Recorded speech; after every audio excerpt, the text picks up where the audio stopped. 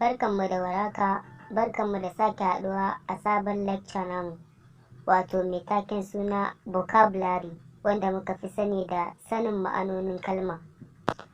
To insha Allahu za mu kawo wasu kaɗan daga cikin kalmomi sannan mai magana a kansu yadda za ka sa su a cikin jimla.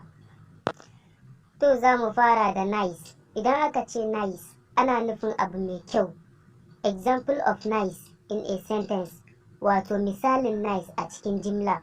Na ɗaya muna da this is a nice website. Wato wannan shafi ne mai kyau. It is really nice to own a laptop computer. Yana da matuƙar kyau ka mallaki na'urar laptop.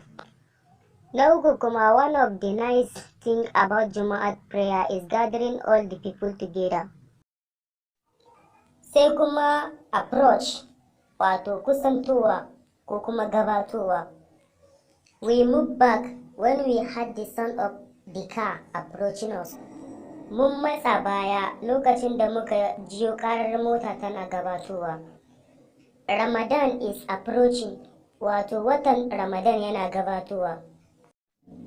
Sai kuma done, wato kammalawa ko kuma ka gama abu. Example of done in a sentence, wato misalin gamawa ko kuma kammalawa a cikin jimla. The construction of this website is almost done.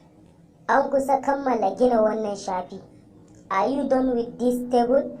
Ko ka gama da wannan teburin?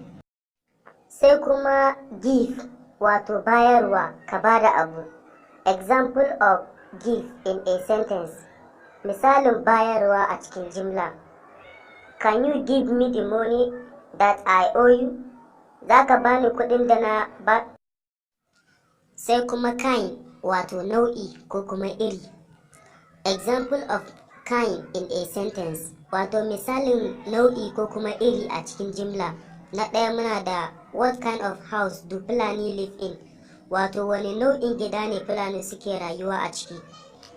We have all kinds of books in our library. Muna da kowane nau'in littafi a ɗakin karatunmu.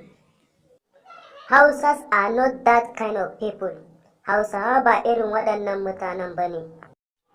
Za mu dakata daga nan. Idan Allah ya kai mu, za mu ci gaba da kawo muku sababbin kalmomi da yadda za ku sa su a sentence akai-akai.